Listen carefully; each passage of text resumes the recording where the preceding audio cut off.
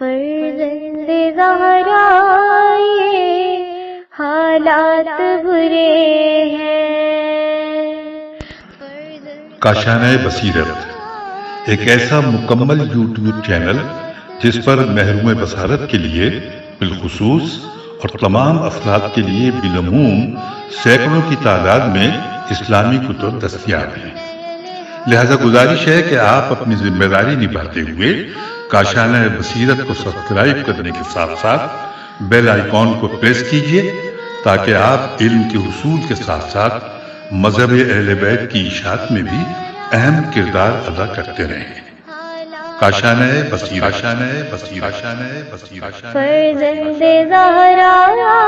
یہ حالات برے ہیں۔ بسم اللہ الرحمن الرحیم۔ السلام علیکم۔ یہ کتاب آپ کے لیے کاشانہ بصیرت کی یوٹیوب چینل کی جانب سے ریکارڈ کی جا رہی ہے۔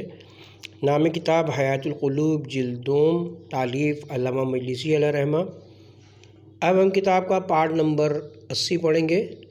47واں باب ذکر مباہلہ کا بقیہ حصہ۔ کتاب جامع میں حضرت شیس کے صحیفے میں حضرت صلی اللہ علیہ وسلم اور آپ کے اہل بیت کے فضائل۔ پھر ابو حارثہ نے کہا کہ اب شیس کے صحیفے بزرگ کو دیکھو جو دست بدست حضرت ادریس تک پہنچا ہے۔ وہ کتاب قدیم سریانی ختم تحریر تھی۔ وہ صحیفہ دیکھا گیا اور یہاں تک پہنچے کہ اصحاب جناب ادریس ایک روز حضرت ادریس کے پاس جمع ہوئے جبکہ آپ کوفے میں اپنی عبادت خانے میں تھے۔ حضرت ادریس نے ان کو خبر دی کہ ایک روز تمہارے باپ آدم کے بیٹے اور ان کے لڑکے بالوں نے اختلاف کی اور کہا کہ تمہارے نزدیک خلائق میں کون ہے جو خدا کے نزدیک سب سے زیادہ بلند مرتبہ ہے اور اس کے نزدیک اس کی قدر و منزلت بہت زیادہ ہے۔ ان میں سے بعض نے کہا کہ وہ تمہارے باپ آدم ہے کیونکہ خداوند عالم نے ان کو اپنے دست قدرت سے بنایا اور تمام فرشتوں سے ان کی طرف سجدہ کرایا اور زمین کی خلافت ان کو عطا کی اور تمام خلائق کو ان کا محکوم بنایا۔ دوسرے لوگوں نے کہا فرشتے افضل ہیں کیونکہ انہوں نے کبھی خدا کی مخالفت نہیں کی۔ بعضوں نے کہا خود فرشتوں کے سردار جبرائیل و میکائیل و اسرافیل افضل ہیں۔ بعضوں نے کہا کہ جبرائیل افضل ہیں کیونکہ وہ خدا کے امین ہیں، اس کی وحی پر۔ آخر سب حضرت آدم کے پاس آئے اور اپنی اپنی دلیلیں اور اختلافات بیان کیے۔ جناب آدم نے فرمایا اے میرے فرزندوں، میں تم کو خدا کے سب سے بلند و بزرگیدہ بزرگ کو بتاتا ہوں۔ میں خدا کی قسم کھاتا ہوں کہ جب میرے بدن میں روح پھونکی گئی اور درست ہو کر بیٹھا، میری آنکھوں میں عرش الہی چمکنے لگا۔ میں نے اس پر لا الہ الا اللہ محمد رسول اللہ لکھا ہوا دیکھا اور یہ کہ فلاں برگزیدہ خدا ہے اور فلاں امین خدا ہے، اور چند نام لیے جو محمد کے نام کے ساتھ متصل تھے۔ پھر حضرت آدم علیہ السلام نے فرمایا کہ میں نے آسمان پر جس جگہ نگاہ کی کوئی مقام پوست کے برابر یا صفحے کے برابر ایسا نہ تھا جس پر لا الہ الا اللہ نہ لکھا ہو، اور جہاں جہاں لا الہ الا اللہ لکھا تھا کتابت کے طور پر نہیں بلکہ مطابق خلقت محمد رسول اللہ لکھا ہوا تھا، اور کوئی جگہ ایسی نہ تھی مگر اس پر لکھا تھا کہ فلاں برگزیدہ خدا ہے اور فلاں خدا کا خالص بندہ اور فلاں خدا کا امین ہے۔ اس طرح چند نام بیان کیے معین تعداد میں جو 12 تھے۔ پھر آدم علیہ السلام نے فرمایا اے میرے لڑکوں، محمد صلی اللہ علیہ وسلم اور وہ 12 اشخاص جو ان کے ساتھ تھے تمام خلائق سے خدا کے نزدیک بلند مرتبہ ہیں۔ راوی کہتے ہیں اس کے بعد ابو حارثہ نے سید و عاقب سے کہا کہ آؤ حضرت ابراہیم کی صلوات کو دیکھیں، دیکھو جو خدا کی جانب سے فرشتے لائے تھے۔ ان دونوں نے کہا کہ تم نے جامع سے جو کچھ ظاہر کر دیا اس قدر کافی ہے۔ پھر ابو حارثہ نے کہا نہیں بلکہ سب مضامین کو دیکھو تاکہ عذر قطعی ہو جائے اور خلجان اور شک دلوں سے دور ہو جائے اور اس کے بعد تم کو کوئی شک نہ ہو۔ آخر مجبوراً اس کی بات مانی اور سب صندوق حضرت ابراہیم کے پاس آئے۔ اس میں لکھا تھا کہ خداوند کریم اپنے فضل سے جس کو چاہتا ہے اپنی مخلوق میں برگزیدہ کرتا ہے۔ حضرت ابراہیم کو خلت کے ساتھ سرفراز فرمایا اور اپنی صلوات و برکات سے ان کو گزشتہ لوگوں کا قبلہ و پیشوا بنایا تھا اور امامت اور کتابت ان کی ذریت میں قرار دی، اور ہر ایک نے دوسرے سے یہ عہدہ میراث میں پایا، اور خدا نے ان کو تابوت آدم میراث میں دیا جو علم و حکمت پر مشتمل تھا، جس کے سبب سے خدا نے ان کو فرشتوں پر فضیلت عطا کی۔ تو ابراہیم نے تابوت پر نظر کی اور اس میں اولو العزم پیغمبروں کی اور ان کے بعد ان کے اوصیاء کی تعداد کے موافق خانے دیکھے، اور ہر ایک خانوں کو دیکھتے ہوئے اس خانے تک پہنچے جو آخری رسول ہیں۔ ان کی دائنی طرف علی بن ابی طالب کو دیکھا، بلند صورت اور چمکتے ہوئے نور کے ساتھ وہ آن حضرت کی کمر میں ہاتھ کا سہارا دیے ہوئے تھے۔ اس میں لکھا تھا کہ یہ آن حضرت کی نظیر و مثل ہیں جو خدا کی نصرت سے تائید پائے ہوئے ہیں۔ حضرت ابراہیم نے کہا، اے میرے بلند و برتر معبود، یہ کون عظیم خلقت ہے؟ خداوند عالم نے وحی فرمائی کہ یہ میرا بندہ اور برگزیدہ ہے، اور وہ فاتح ہے جو ابواب علم و حکمت خلائق پر کھلے گا۔ یا یہ وحی فرمائی کہ وہ پیغمبر تمام مخلوقات سے پہلے خلق ہوا ہے اور خاتم الانبیاء ہے۔ اور یہ دوسری صورت اس کے وسیع کی ہے جو اس کے علوم کا وارث ہوگا۔ حضرت ابراہیم نے کہا کہ الہی فاتح خاتم کون ہے؟ خداوند عالم نے فرمایا کہ محمد ہے جو میرا برگزیدہ ہے کہ تمام خلائق کے پیدا کرنے سے پہلے میں نے اس کی روح پیدا کی ہے۔ وہ مخلوقات میں میری بلند و بزرگ حجت ہے۔ میں نے اس کو اس وقت پیغمبر بنایا اور برگزیدہ کیا جبکہ آدم کا جسم آب و گل میں تھا۔ میں اس کو آخری زمانے میں مابعوث کروں گا تاکہ میرے دین کو کامل کر دے۔ میں اس پر اپنی رسالت ختم کروں گا، اور وہ علی ہے اس کا بھائی اور اس کا صدیق اکبر۔ ان کے درمیان میں نے بھائی چارہ قائم کیا اور ان دونوں کو برگزیدہ کیا ہے، اور ان پر اپنی صلوات اور برکتیں بھیجی ہیں، اور دونوں کو معصوم قرار دیا، اور دونوں کو نیکیوں اور صالحوں کے ساتھ برگزیدہ کیا جو ان کی ذریت میں ہوں گے، قبل اس کے کہ آسمان و زمین کو اور جو کچھ ان میں ہے پیدا کروں۔ اور یہ برگزیدہ کرنا صرف اس لیے تھا کہ میں ان کے دلوں کی نیکی اور پاکیزگی جانتا تھا، کیونکہ میں اپنے بندوں کے حالات کو جاننے والا ہوں۔ پھر جناب ابراہیم نے 12 صورتیں دیکھی جن کے انوار چمک رہے تھے جو محمد و علی کے انوار کی شبیہ تھے۔ جب جناب ابراہیم نے ان کے نور اور ان کی صورتوں کی پاکیزگی مشاہدہ کی اور ان کو محمد و علی کی صورتوں سے ملتا جلتا دیکھا جو ان کی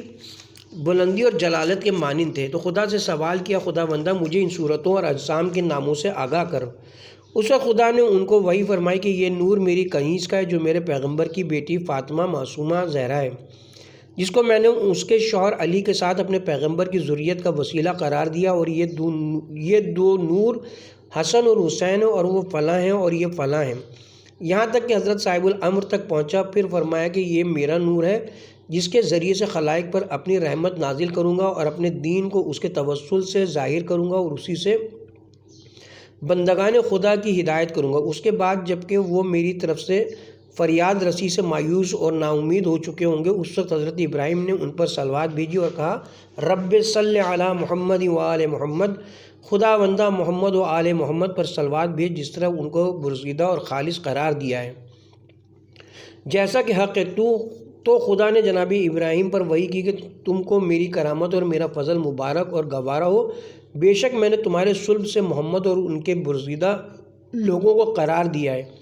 اور ان لوگوں کو تمہارے فرزندوں میں سے اسماعیل کی اولاد سے قرار دوں گا۔ لہٰذا اے ابراہیم تم کو خوشخبری ہو کہ میں تم پر اپنی رحمتیں ان لوگوں پر اپنی رحمتوں کے ساتھ ملحق کروں گا، اسی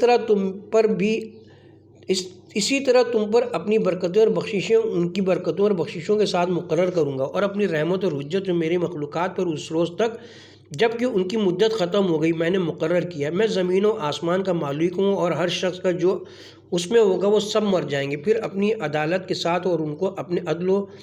عدل اور رحمت سے سرفراز کرنے کے لیے مابعوث کروں گا۔ راوی کہتا ہے کہ جب اصحاب رسول نے سنا جو کچھ کتاب جامع اور پہلے لوگوں کے صحیفوں میں آن حضرت کی مدح و ثنا اور آپ کے اہل بیت کے اوصاف جو آن حضرت کے ساتھ مذکور تھے اور پیش خدا ان کے مراتب مشاہدہ کیے، تو ان کا یقین و ایمان زیادہ ہوا اور مسرت و خوشی سے نزدیک تھا کہ ان کی روح پرواز کر جائے۔ راوی کا بیان ہے کہ پھر اس جماعت نے حضرت موسیٰ پر جو کچھ نازل ہوا تھا دیکھا کہ توریت کے صفر دوم میں لکھا تھا کہ خداوند عالم فرماتا ہے کہ میں لوگوں میں فرزندان اسماعیل سے ایک پیغمبر مابعوث کروں گا اور اس پر ایک کتاب نازل کروں گا اور تمام مخلوقات کے لیے ایک مضبوط اور بہتر شریعت دوں گا اور اس کو اپنی حکمت عطا کروں گا اور اپنے فرشتوں اور لشکروں سے اس کی مدد کروں گا۔ اس کی نسل اس کی مبارک بیٹی سے قائم ہوگی جس کو میں نے بابرکت قرار دیا۔ اس دختر سے 2 فرزند پیدا ہوں گے جو مانند اسماعیل و اسحاق 2 شاخ عظیم ہوں گے، اور ہر شاخ سے زیادہ بڑھاؤں گا، اور دین کی حفاظت کے لیے جو محمد کے ذریعے سے کامل کروں گا اس سے 12 امام قرار دوں گا، اور محمد کو اپنی رسالت و حکمت کے ساتھ محبوس کروں گا، اور میرے تمام پیغمبروں کے خاتم ہوں گے، انہی کی امت پر قیامت قائم ہوگی۔ حارثہ نے کہا کہ اب صبح حق طلوع ہو گئی، اس کے لیے جس کی دونوں آنکھیں روشن و بینا ہیں، اور رائے حق واضح ہو گئی، اس کے لیے جو دین حق اپنے لیے پسند کرتا ہے۔ اے سید و عاقب، کیا تمہارے دلوں میں اب بھی کوئی شک کی بیماری باقی ہے جس سے شفا حاصل کرنا چاہتے ہو؟ لیکن ان دونوں نے کوئی جواب نہ دیا تو ابو حارثہ نے کہا کہ آخری دلیل سے عبرت حاصل کرو جو تمہارے آقا اور پیشوا حضرت عیسیٰ کے قول سے ہے۔ یہ سن کر قوم انجیلوں کو دیکھنے کے لیے جمع ہوئی جو حضرت عیسیٰ لائے تھے، اور مصباح چہارم میں وہی مشاہدہ کی جو حضرت عیسیٰ پر نازل ہوئی تھی کہ اے عیسیٰ، بے شوہر پاکیزہ کردار خاتون کے بیٹے، میری بات سنو اور میرے احکام کی تعمیل میں کوشش کرو۔ بے شک میں نے تم کو اپنی مخلوق کے لیے بغیر باپ کے پیدا کیا، لہٰذا میری عبادت کرو اور مجھ پر توکل کرو، اور اپنی پوری قوت سے میری کتاب پر عمل کرو، اور اہل سوریہ کے لیے اس کی تفسیر کرو، اور ان کو آگاہ کر دو کہ میں ہوں خدا کے میرے سوا کوئی خدا نہیں ہے، میں زندہ اور قائم ہوں، اور سب کی زندگی میرے سبب سے ہے، مجھ میں تغیر و زوال نہیں ہے، لہٰذا مجھ پر ایمان لاؤ اور میرے رسول پر بھی جس کو میں اس کے بعد بھیجوں گا، وہ پیغمبر جو آخری زمانے میں آئے گا اور عالمین کے لیے رحمت ہوگا، اور رحمت کے ساتھ محبوس ہوگا، اور جہاد کرے گا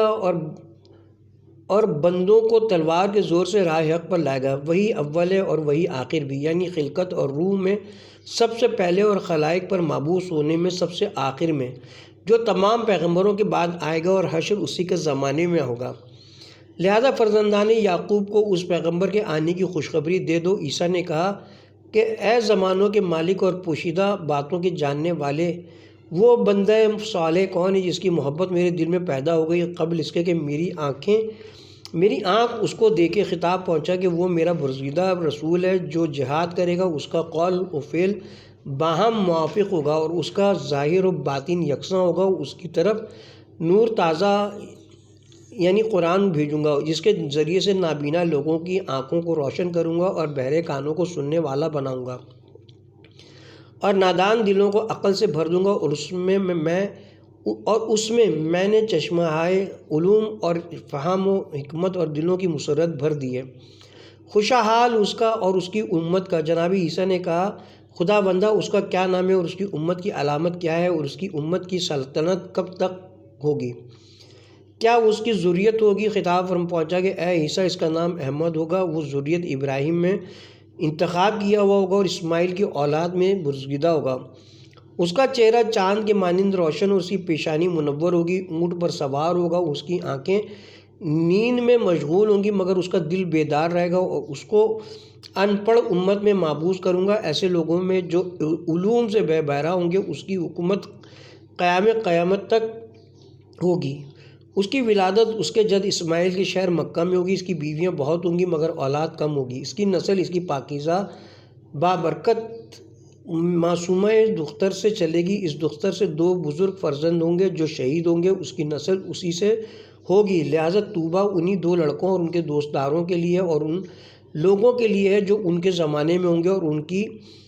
مدد کریں گے۔ حضرت عیسیٰ نے پوچھا پروردگار توبہ کیا ہے؟ خطاب آیا ہے کہ وہ بہشت میں ایک درخت ہے جس کی شاخیں اور تنا سونے کا ہے، اور اس کی پتیاں بہترین لباس کے مانند ہیں، اور اس کے پھل باقرہ لڑکیوں کے پستانوں کی طرح ہیں، شہد سے زیادہ شیریں اور مسکے سے زیادہ نرم، اور اس کا پانی تسنیم کے چشمے کا ہے۔ اگر جنگلی کوا اس پر پرواز کرے جبکہ بچہ ہو اور اڑتے اڑتے بوڑھا ہو جائے تب بھی اس درخت کی بلندی کے سبب اس کے سر پر نہ پہنچ سکے، اور بہشت میں کوئی مکان نہیں جس میں اس درخت کی شاخوں میں سے کسی شاخ کا سایہ نہ پہنچا ہو۔ غرض جب سب لوگوں نے حضرت رسول خدا صلی اللہ علیہ وسلم کے اوصاف جو خدا نے جناب عیسیٰ سے بیان فرمائے تھے اور آپ کی تعریفیں اور آپ کی امت کی بادشاہی کا تذکرہ اور آپ کے اہل بیت تو ذریت کے حالات پڑھے، سید و عاقب پشیمان و شرمندہ ہوئے اور بحث ختم ہوئی۔ راوی کہتا ہے کہ چونکہ مناظرے میں حارثہ سید و عاقب پر کتاب جامع اور پیغمبروں کے صحیفوں کے سبب سے غالب آیا جو ان دونوں نے اس میں دیکھا تھا، اور ان کتابوں میں تحریف کی کوشش جو دل میں رکھتے تھے پوری نہ ہوئی، اور ممکن نہ ہو سکا کہ کوئی تعویل کرے اور عوام کو فریب دیں، لہٰذا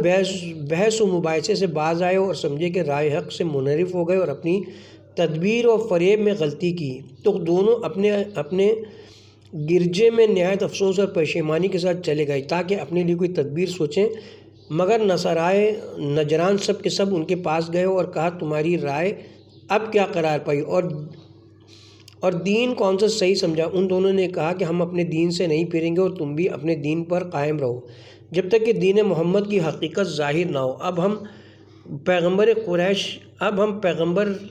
قریش کے پاس جاتے ہیں، دیکھیں کہ کیا لائے ہیں اور ہم کو کس امر کی طرف بلاتے ہیں۔ اور راوی کہتا ہے کہ جب سید و عاقب نے ارادہ کیا کہ حضرت کی خدمت میں مدینہ منورہ جائیں، ان کے ساتھ نجران کے 14 سربراہ شخص اور 70 اشخاص سرداروں میں سے بنی وارث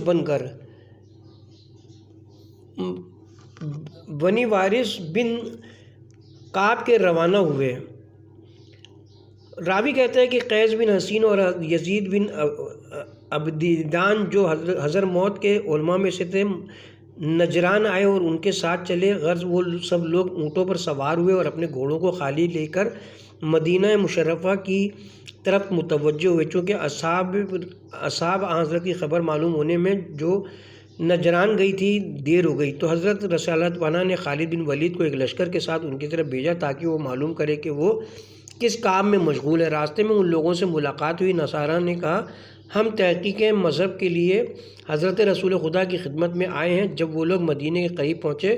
سید و عاقب نے چاہا کہ اپنی زینت و شوکت اپنی جماعت کے مسلمانوں کی نظر میں ظاہر کریں، لہٰذا اپنے ہمراہیوں سے کہا اپنی سواریوں سے اترو اور سفر کے لباس اتارو، نہو دھو پھر چلو۔ وہ لوگ وہیں ٹھہرے اور نہایت قیمتی لباس یمنی ریشم کے زیب جسم کیے اور مشک سے اپنے آپ کو معطر کیا اور اپنے گھوڑوں پر سوار ہوئے، نیزوں کو اپنے ہاتھوں میں لیا اور نہایت ترتیب و ضابطے کے ساتھ روانہ ہوئے۔ وہ لوگ اہل مدینہ سے نہایت خوبصورت اور موٹے تازے تھے۔ جب مدینے والوں نے ان کو دیکھا تو آپس میں کہنے لگے ہم نے کبھی اس سے زیادہ بہتر لوگوں کو نہیں دیکھا تھا۔ غرض وہ لوگ حضرت کی خدمت میں پہنچے۔ حضرت صلی اللہ علیہ وسلم مسجد میں تشریف رکھتے تھے۔ جب ان کی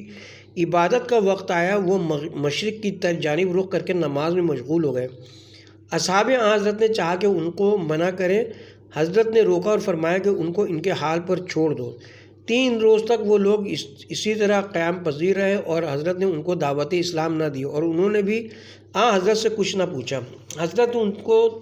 3 روز تک مہلت دی تاکہ وہ حضرت کے طور طریقے اور اوصاف و سیرت جو کتابوں میں دیکھے تھے مشاہدہ کریں۔ 3 روز کے بعد حضرت نے ان کو اسلام کی دعوت دی۔ انہوں نے اس پیغمبر کے وہ تمام اوصاف جو حضرت عیسیٰ کے بعد ہوگا ہم نے خدا کی کتابوں میں دیکھے ہیں، وہ سب ہم کو آپ کی ذات میں نظر آئیں سوائے ایک سنت کے جو سب سے اہم صفت ہے اور اس کی دلالت اس کے حق ہونے پر سب سے زیادہ ہے، وہ آپ میں ہم نہیں پاتے ہیں۔ حضرت نے فرمایا وہ کون سی صفت ہے؟ انہوں نے کہا کہ ہم نے انجیل میں دیکھا کہ وہ پیغمبر جو مسیح کے بعد آئے گا وہ ان کی تصدیق کرے گا اور ان کی پیغمبری کا اعتقاد رکھے گا، مگر آپ ان کو دروغ گو سمجھتے ہیں اور گمان رکھتے ہیں کہ وہ بندہ ہے۔ راوی کہتا ہے کہ ان کا جھگڑا اور ان کی تکرار حضور کے ساتھ جناب عیسیٰ کے سوا اور کسی امر میں نہ تھی۔ حضرت صلی اللہ علیہ وسلم نے فرمایا ایسا نہیں ہے جیسا کہ تم کہتے ہو، بلکہ میں تو حضرت عیسیٰ کی نبوت کی تصدیق کرتا ہوں اور ان پر اعتقاد رکھتا ہوں اور گواہی دیتا ہوں کہ وہ خدا کی جانب سے پیغمبر مابعوث ہیں اور خداوند عالمین کے بندے ہیں۔ وہ اپنے نفع و نقصان اور اپنی موت و حیات پر قادر نہیں ہیں اور نہ اپنی وفات کے بعد معبوس ہونے کا ان کو خود اختیار ہے، بلکہ یہ تمام امور خدا کے اختیار میں۔ انہوں نے کہا کہ کیا بندے وہ تمام باتیں کر سکتے ہیں جو انہوں نے کیا، یا کسی پیغمبر نے وہ باتیں ظاہر کیں جو انہوں نے اپنی قدرت کاملہ سے ظاہر کیں؟ کیا وہ مردوں کو زندہ نہیں کرتے تھے اور مبروس کو شفا نہیں بخشتے تھے، اور لوگوں کے دلوں میں جو ہوتا اور جو لوگ جو کچھ اپنے گھروں میں ذخیرہ کرتے تھے کیا اس کی اطلاع نہیں دیتے تھے؟ کیا ان باتوں کی طاقت سوائے حق تعالیٰ کے یا اس کے بیٹے کے کسی اور میں ہے؟ اور بہت سی ایسی بیہودہ اور غلو کی باتیں حضرت عیسیٰ کے بارے میں بیان کی جن سے خداوند عالم منزہ و پاک ہے۔ حضرت نے فرمایا، جو کچھ تم نے کہا کہ میرے بھائی عیسیٰ مردہ کو زندہ کرتے تھے اور اندھے اور مبروس کو شفا دیتے تھے اور اپنی قوم کو خبر دیتے تھے جو کچھ ان کے دلوں میں ہوتا تھا، یا اپنے گھروں میں جمع کرتے تھے، سب صحیح اور درست ہے، لیکن وہ یہ تمام امور حکم خدا سے انجام دیتے تھے اور وہ خدا کے بندے ہیں اور ان کو خدا کی بندگی سے عار نہیں تھا۔ وہ اس کے بندے ہونے سے سرکشی نہیں کرتے تھے۔ عیسیٰ کے گوشت و خون اور رگ و پٹھے تھے، وہ کھانا کھاتے تھے، پانی پیتے تھے، پخانے جاتے تھے، اور یہ تمام صفات مخلوق کے ہیں، اور ان کا پروردگار واحد و یکتا ہے، اور حق یہ ہے کہ اس کے مانند کوئی شے نہیں، اس کا مثل نہیں۔ انہوں نے کہا، ہم کو کسی ایسے شخص کو بتائیے جو بے باپ کے پیدا ہوا ہو۔ حضرت نے فرمایا، حضرت آدم کی خلقت حضرت عیسیٰ سے زیادہ عجیب ہے کہ وہ بے باپ ماں کے پیدا ہوئے، اور خدا کے نزدیک کسی کی خلقت سے آسان یا دشوار تر نہیں، یا اس کی قدرت اس درجہ اور مرتبے پہ کہ جو کچھ چاہے ایجاد کرے، وہ کہہ دیتا ہے کہ ہو جا تو وہ موجود ہو جاتا ہے۔ پھر حضرت صلی اللہ علیہ وسلم نے اس آیت کریمہ کی تلاوت فرمائی، سورہ آل عمران آیت نمبر 59 پارہ نمبر 3۔ یعنی موسیٰ کی مثال خدا کے نزدیک آدم کی سی ہے کہ خدا نے ان کو خاک سے پیدا کیا اور اس سے کہا کہ ہو جا تو وہ ہو گئے۔ انہوں نے کہا، عیسیٰ کے بارے میں ہمارا جو اعتقاد ہے ہم اسی پر قائم ہیں، اس سے پلٹ نہیں سکتے، اور آپ کی باتوں کو عیسیٰ کے بارے میں نہیں مانتے۔ آئیے ہم اور آپ مباہلہ کریں، اور آپ میں سے جو حق پر ہو اس پر جو جھوٹا ہو لعنت الہی میں گرفتار ہو، کیونکہ مباہلہ اور لعنت کرنا جلد تر عذاب الہی کا سبب ہوتا ہے اور حق بہت جلد ظاہر ہوتا ہے۔ اس وقت آیہ مباہلہ نازل ہوا جس کا مضمون یہ تھا کہ اگر اے محمد تمہارے پاس حق آنے کے بعد لوگ تم سے جھگڑا اور تکرار کریں تو ان سے کہہ دو کہ ہم اپنے لڑکوں کو بلائیں اور تم اپنے لڑکوں کو، ہم اپنی عورتوں کو لائیں، تم اپنی عورتوں کو لاؤ، اور ہم ان کو لائیں جو ہماری جان کے مثل ہیں، اور تم ان کو لاؤ جو تمہاری جان کے مانند ہوں۔ پھر ہم سب مل کر جھوٹوں پر جو ہم میں اور تم میں سے ہو لعنت کرے۔ تو جناب رسول خدا صلی اللہ علیہ وسلم نے ان کو یہ آیت سنائی اور فرمایا کہ حق تعالیٰ نے حکم دیا کہ مباہلے کے بارے میں تمہاری خواہش قبول کروں، اگر تم اسی پر آمادہ ہو تو اپنے کہنے پر عمل کرو۔ ان لوگوں نے کہا کہ ہمارے اور آپ کے درمیان یہ ایک علامت ہے، کل ہم اور آپ جمع ہوں گے اور ہم آپ کے ساتھ مباہلہ کریں گے۔ غرض سید و عاقب اور ان کے ہمراہی اٹھے اور جب دور چلے گئے وہ مدینے کے باہر ایک پہاڑی پر ٹھہرے تھے۔ ان میں سے بعض نے بعض شخص سے کہا کہ محمد نے وہ بات طے کی ہے جس سے تمہارا اور ان کا معاملہ ظاہر ہو جائے گا۔ دیکھنا یہ کہ کن لوگوں کو وہ لے کر مباہلہ کرتے ہیں، آیا اپنے تمام اصحاب کو لاتے ہیں یا اپنے خاص اصحاب کو، یا فقیروں کو جو خشوع والے اور دین کے برگزیدہ ہیں، کیونکہ یہ جماعت ہمیشہ تھوڑی ہوتی ہے۔ تو اگر کثرت کے ساتھ یا اہل دنیا یا دنیا کے سربراہ لوگوں کے ساتھ آئیں تو شان و شوکت دکھانا مقصود ہوگا، جیسے بادشاہ کیا کرتے، تو سمجھ لو کہ تم غالب ہو گئے، اور صالح اور خدا سے ڈرنے والوں کی مختصر جماعت کو لائیں جو پیغمبروں اور خدا کے برگزیدہ لوگوں کا طریقہ، تو پھر ان سے ہرگز مباہلہ نہ کرنا، کیونکہ یہ تمہارے اور ان کے درمیان ایک علامت ہے۔ لہٰذا دیکھو کہ وہ کیا کرتے ہیں، بے شک انہوں نے اپنا عذر تمام کر دیا کہ ان کو خوف ہے۔ پھر حضرت صلی اللہ علیہ وسلم کے حکم سے 2 درختوں کے درمیان راستہ درست کیا گیا۔ جب دوسرا روز آیا تو حضرت صلی اللہ علیہ وسلم ایک سیاہ ہلکی ابا لائے اور اسی دونوں درختوں پر ڈال دیا۔ عاقب سید نے دیکھا کہ حضرت تشریف لائے ہیں تو وہ بھی اپنے ساتھ 2 لڑکوں کو، جن میں ایک ایک الحسن اور دوسرا عبد النعیم تھے، اور اپنی عورتوں میں 2 عورتوں سارہ و مریم کو ساتھ لائے، اور نصارہ نجران اور سواران بنی حارث بن کعب بھی بہترین لباس پہنے ہوئے باہر نکلے۔ مدینے کے رہنے والے مہاجر و انصار اور علماء بھی علم و نشان کے ساتھ زینت کیے ہوئے آراستہ و پیراستہ آئے تاکہ دیکھیں کیا انجام ہوتا ہے۔ حضرت پہلے اپنے حجرے میں تشریف فرماتے، یہاں تک کہ کچھ دن چڑھا، پھر اس شان سے کہ علی کا ہاتھ پکڑے ہوئے تھے اور امام حسن و امام حسین کو اپنے آگے اور جناب فاطمہ زہرا کو اپنے پیچھے لیے ہوئے روانہ ہو کر انہی دونوں درختوں کے نیچے آئے، اور اسی شان سے اس چادر کے نیچے کھڑے ہو گئے اور سید و عاقب کے پاس ایک شخص کو بھیجا کہ مباہلے کے لیے آئیں جس کے لیے مجھے بلاتے تھے۔ وہ لوگ آئے اور کہا کہ کن لوگوں کے ساتھ آپ ہم سے مباہلہ کرتے ہیں؟ حضرت نے فرمایا کہ بہترین اہل زمین اور خدا کے نزدیک سب سے بلند عزت والی اس جماعت کے ساتھ، اور حضرات اہل بیت علی و فاطمہ اور حسن و حسین علیہ السلام کی جانب اشارہ فرمایا۔ سید و عاقب نے کہا، ان بزرگوں اور سربراہ لوگوں کو جو آپ پر ایمان لائے ہیں آپ نہیں لائے، آپ کے ساتھ یہی ایک جوان اور ایک خاتون اور 2 بچے ہیں، کیا انہی کے ساتھ ہم سے مباہلہ کریں گے؟ حضرت نے فرمایا، ہاں، اب میں تم کو مطلع کرتا ہوں کہ میں خداوند عالم کی جانب سے مامور ہوا ہوں کہ اسی جماعت کے ساتھ تم سے مباہلہ کروں۔ اسی خدا کی قسم جس نے مجھے حق کے ساتھ معبود کیا ہے۔ یہ سنتے ہی ان کے چہرے زرد ہو گئے اور اپنے ساتھیوں کے پاس واپس آئے۔ ان لوگوں نے پوچھا کہ کیا واقع ہوا؟ انہوں نے خودداری برتی اور کہا ابھی بیان کریں گے۔ ان میں سے ایک جوان نے کہا جو ان کے اچھے عالموں میں سے تھا کہ تم پر واقع ہو ہرگز ان سے مباہلہ نہ کرنا، ان اوصاف محمد کو خاطر میں لاؤ جو کتاب جامع میں تم نے دیکھا ہے۔ خدا کی قسم جیسا کہ تم جانتے ہو کہ وہ صادق ہیں، ابھی واپس نہ ہوئے ہوں گے کہ تمہارے ساتھی بندروں اور سور کی شکلوں میں مست ہو جائیں گے۔ خدا سے ڈرو، چونکہ انہوں نے سمجھا کہ وہ شخص خیر خواہی کر رہا ہے تو خاموش ہو گئے۔ راوی کہتا ہے کہ منظر بن علقمہ جو عالم بزرگ اور ابو حارثہ کا بھائی تھا اور خود بھی ان کے عالموں اور صاحبان عقل و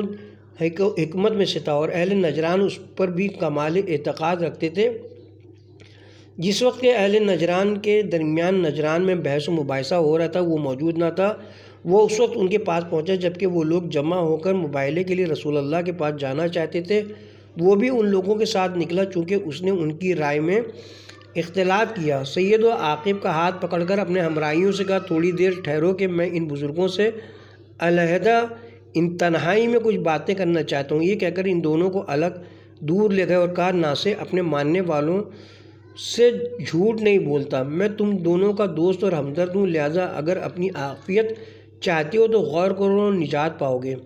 ورنہ ہلاک ہوگے اور ایک دنیا کو ہلاک کر دو گے۔ وہ بولے، ہم تم کو اپنا خیر خواہ سمجھتے ہیں اور تمہاری طرف سے مطمئن ہیں، کہو جو کچھ جانتے ہو۔ اس نے کہا، کیا نہیں جانتے ہو کہ جس قوم نے اپنے پیغمبر سے مباہلہ کیا پلک جھپکتے ہی برباد اور نابود ہو گئی، اور تم میں اور جو کتاب الہی سے کچھ بھی ربط رکھتا ہے سب جانتے ہو کہ محمد ابو القاسم وہی پیغمبر ہیں جس کی خوشخبری سارے پیغمبروں نے دی ہے، اور ان کے اہل بیت کے اوصاف ہمارے پیشواؤں نے بیان کر دیے ہیں۔ دوسری بات جس سے میں تم کو ڈرانا چاہتا ہوں وہ یہ کہ آنکھیں کھول کر دیکھو جو آثار ظاہر ہوئے ہیں۔ انہوں نے کہا، وہ کیا ہیں؟ منظر نے کہا، آفتاب کو دیکھو کس طرح متغیر ہو رہا ہے، اور درختوں کو دیکھو کہ سب کے سر جھکے ہوئے ہیں، اور طیور نے اپنے سر زمین پر رکھ دیے اور اپنے پروں کو کھول دیے ہیں، اور عذاب الہی کے خوف سے ان کے پیٹ کے اندر کی چیزیں پگھل رہی ہیں۔ نیز پہاڑوں کے لرزنے اور تڑپنے کو دیکھو، اور دھواں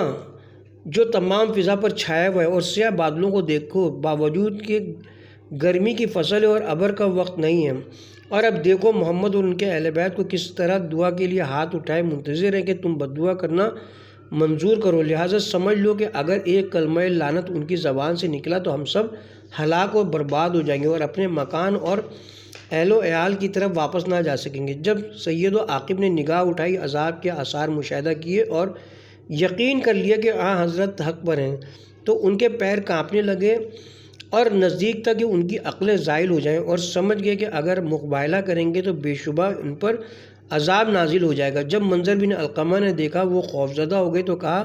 اگر تم مسلمان ہو جاؤ تو دنیا و آخرت میں سرخرو ہوگے، اور اگر صرف دنیا چاہتے ہو اور اس کے شان و شوکت اور اقتدار سے جو قوم میں تم کو حاصل ہے دستبردار نہیں ہو سکتے، تو مجھے اس سے واسطہ نہیں ہے۔ لیکن تم نے یہ اچھا نہیں کیا کہ محمد سے مباہلے پر تیار ہو گئے اور مباہلے کو اپنے اور ان کے درمیان علامت حق قرار دیا، اور اپنے آپ اپنے شہر سے باہر نکل آئے۔ یہ تمہاری عقلوں کی خرابی کے سبب سے ہوا۔ محمد نے تمہارا چیلنج قبول کر لیا، اور انبیاء جب کسی بات کا ارادہ کر لیتے ہیں جب تک اس کو پورا نہیں کر لیتے اس سے باز نہیں آتے۔ لہٰذا اگر چاہتے ہو کہ اس مباہلے سے چھٹکارا پاؤ اور اپنے تئیں عذاب الہی سے بچاؤ تو بہت جلد محمد سے صلح کر لو، اور اگر ان کو راضی کرو ہرگز دیر نہ کرو تاکہ تمہارا معاملہ قوم یونس کے معاملے کی طرح بخیر انجام پذیر ہو، جیسا کہ ان لوگوں نے جب عذاب الہی کو دیکھا تو توبہ کی۔ سید و عاقب نے کہا کہ اب تو تم ہی محمد کے پاس جاؤ اور جو کچھ سچا ہو طے کر لو، ہم کو منظور ہے، لیکن ان کے بھائی علی کا واسطہ قرار دو اور ان سے التماس کرو کہ اس عہد و پیمان کو درست کر دیں، کیونکہ محمد ان کی بات بہت مانتے ہیں اور ان کے کہنے کو نہیں ٹالتے۔ پھر جلدی واپس آ جانا تاکہ ہمارے دلوں کو قرار آئے اور اطمینان ہو۔ غرض منظر جناب رسول خدا صلی اللہ علیہ وسلم کی خدمت میں روانہ ہوئے اور حاضر ہو کر کہا، السلام علیکم یا رسول اللہ، میں گواہی دیتا ہوں کہ خداوند عالمین کے سوا کوئی خدا نہیں ہے، اور آپ اور جناب عیسیٰ دونوں اس کے بندے اور رسول ہیں، اور مسلمان ہو گئے۔ پھر سید و عاقب کا پیغام پہنچایا تو حضرت نے حضرت امیر المومنین علی بن ابی طالب کو صلح کے لیے ان کے پاس بھیجا۔ امیر المومنین نے عرض کی، یا رسول اللہ، میرے باپ ماں آپ پر فدا ہوں، ان سے کس عنوان پر صلح کروں گا؟ حضرت نے فرمایا، اے ابو الحسن، جو تمہارے نزدیک بہتر و مناسب ہو اس پر صلح کر لو، کیونکہ تمہارا قول و فعل میرا قول و فعل ہے۔ تو حضرت امیر المومنین نے اس پر صلح کی کہ وہ 2000 نفیس لباس اور 1000 مسقال ہر سال نصف ماہ محرم میں اور بقیہ نصف ماہ رجب میں دیا کریں۔ پھر حضرت کی خدمت میں امیر المومنین ان دونوں سید و عاقب کو لائے اور شرائط صلح سے حضور کو آگاہ اور ان دونوں نے اپنی ذلت و خواری کا اقرار کیا۔ تو حضرت نے فرمایا کہ قبول و منظور کیا، لیکن اگر میرے اور ان لوگوں کے ساتھ جو زیر اباں ہیں تم لوگ مباہلہ کرتے تو یقیناً حق سبحانہ وتعالیٰ اس وادی کو تمہارے لیے آگ سے بھر دیتا، اور آنکھ جھپکنے سے پہلے وہ آگ ان لوگوں تک پہنچ جاتی جن کو تم اپنے اہل و عیال اور قوم میں سے اپنے پیچھے چھوڑ آئے ہو، اور اس سب کو وہ آگ جلا کر خاک کر دیتی۔ اس کے ساتھ ہی اب ہم یہاں پہ کتاب کے پارٹ نمبر 80 کا